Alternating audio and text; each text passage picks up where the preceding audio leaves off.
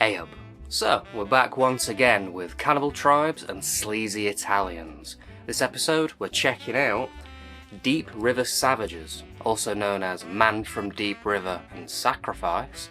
This is a 1972 Italian cannibal exploitation film, directed by Umberto Lenzi, whose name's come up a fair few times on the channel before. He directed Eaten Alive, which we covered in the Vipco review series, and also Cannibal Ferox, which we covered in the Shameless review series. Both these reviews are still floating around on the channel if you want to know my thoughts on these films. The film stars Ivan Razumov and Mimi Lai, which both of these were in this film's spiritual successor, Last Cannibal World, which we covered quite recently on the channel. Again, the review's out there if you're interested in my thoughts on this film. And funnily enough, they were both actually in Eaten Alive as well. So this has been cited as the film that kicked off the cannibal exploitation boom of the 70s. It was also cited as a video nasty and put on the video nasty list, and it's one that I've heard a fair bit about. I remember seeing it quite a bit in CEX as a kid, but I've never actually watched it. So let's rectify that, shall we?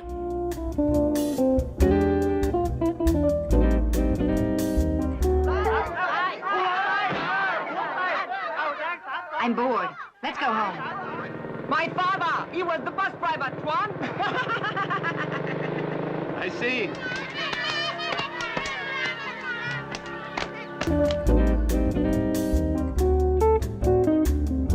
The plot follows a photographer who's travelling around Thailand and one drunken night stabs a guy in a bar, so he goes off on the run. Finds himself on a boat on a river that goes through a jungle, but he goes too far on this boat and ends up being kidnapped by a tribe. After earning their trust and surviving their trials, though, he becomes one of them, falling in love with one of the native girls. Oh yeah, and there's some cannibals here somewhere. This film is a romance tragedy for the most part, and then there's like 5 minutes of cannibals sprinkled in toward the end. After years of hearing about the infamy of this film, I can't help but feel a little bit disappointed in it. It doesn't really do much with its ideas, and it just sort of plods along for most of its runtime, and its focus just isn't in the area that I was expecting.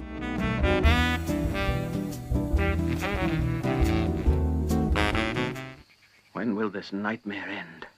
What do they want from me? They must think I'm some kind of fish. I'm a human being like you! I'm a man, not a fish!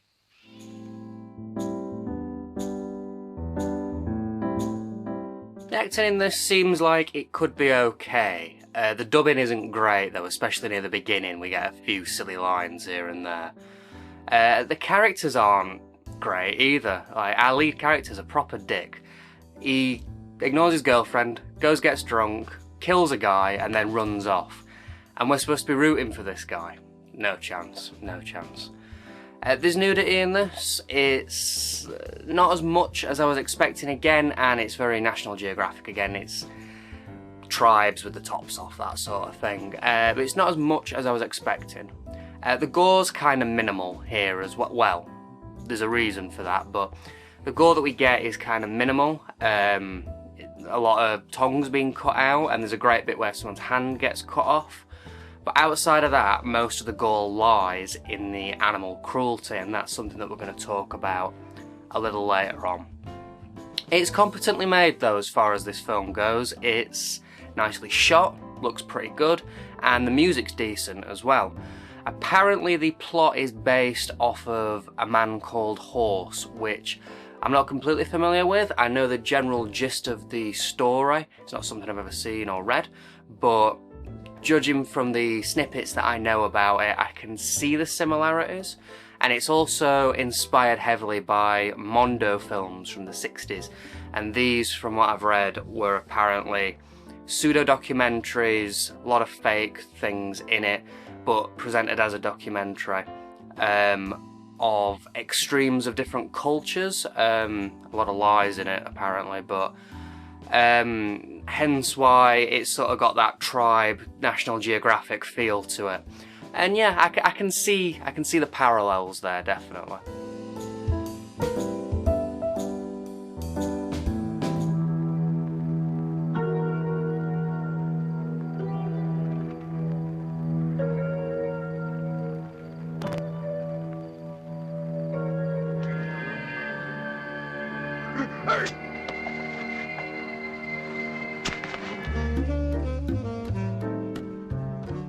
I said in my last Cannibal World review that when we got to Deep River Savages, I'd do a little comparison between the two films. For those who haven't seen that review, a little summary is that Last Cannibal World was set to be the sequel to Deep River Savages, with Lenzi still directing, but he demanded far too much money, so it went to Deodato and he sort of made it into his own film.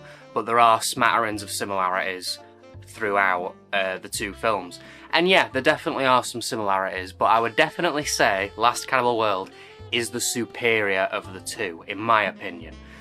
I found it to be better characters, better story, and more focused.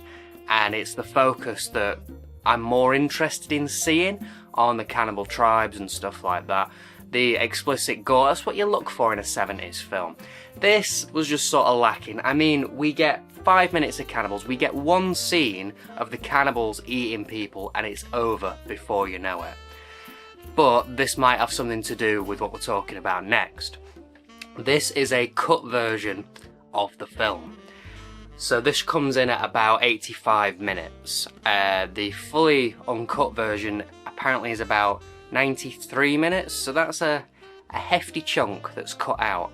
So the scenes that are missing are pretty much exclusively animal cruelty scenes, which apparently comprises about 80% of the gore in this film. Now, that's fine. I'm not a fan of the animal cruelty stuff. The stuff that we're missing is animals fighting. There's a snake and an alligator that get butchered, and a monkey gets his head cut off. And you can sort of see where these have been cut out in this version. Like, you can see some very jarring cuts for those. We do see a goat getting slaughtered though. Apparently that makes the cut. I don't know why the rest get cut out and that one stays in. Seems a little bit weird. Now, I hate censorship. I hate that they cut these films and all that. I think it's stupid. But if they are going to cut stuff, at least it's the animal cruelty stuff, because it doesn't add anything to the story. These were only added to these films for the shock value and nothing more. Funnily enough though, this film has not been released uncut in this country yet. Obviously it's had its uncut releases in different countries, but we actually haven't had a fully uncut version in this country. This was also classed as a video nasty, being part of the Section 2 list, which means it was non-prosecuted and it couldn't have a cinema release. Lastly, before we move on, this is the only DVD in the entire Hard Gore collection so far that's skipped on me. And I'm really surprised about that, because some of these films that we've watched look like they've been trod on and chucked in a pond. But they've all worked perfectly fine and played from start to finish. This one, it jumped a bit. I had to do a bit of rewinding. I looked at the footage that I'd ripped onto my laptop as well to fill in the gaps. But I'm surprised it hasn't happened sooner, to be honest.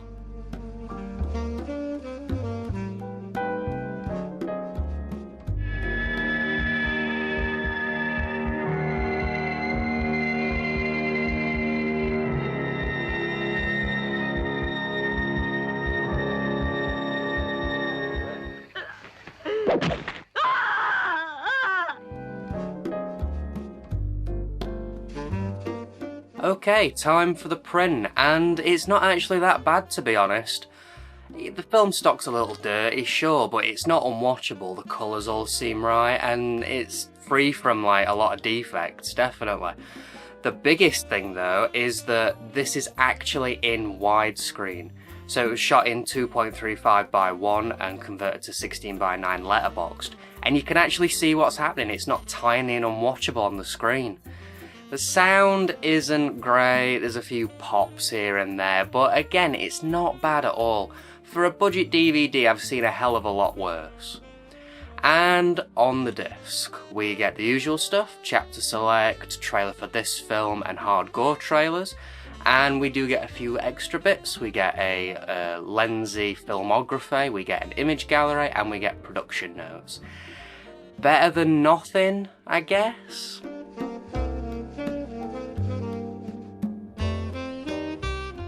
Okay, time for the case, and it seems decent really. The cover has the iconic image from the film of our lead in the stocks, which is nice, and the blurb on the back reads fine really. I should have guessed that it'd be tamer by it describing it as a brutal love story. Ah well, I guess brutal threw me off. No notable issues though, decent. This one also came with a Poundland leaflet.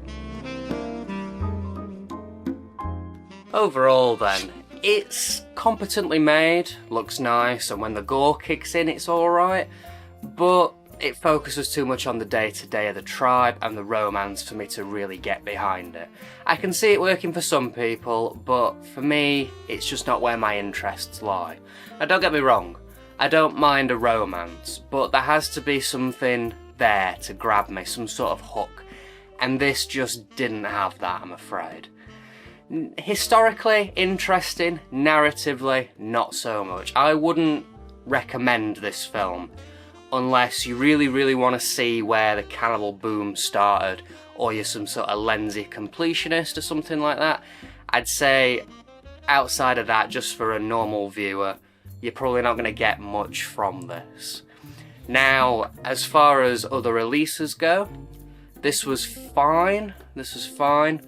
There is an 88 Films Blu-ray knocking about, and I'm sure it looks way better than this does, but it is still a cut version, as I mentioned earlier. So, but I'm sure it is a better version than this. If you do want a fully uncut version, you're going to have to import, and there are a few options floating around out there for you. So, bit disappointing, this episode, bit disappointing. Maybe my expectations were a little too high after years of having it been a mystery for me. Well, next episode, I have no expectations at all. And how can I, for a film with this title? Next episode, we're going to be checking out The Bagman.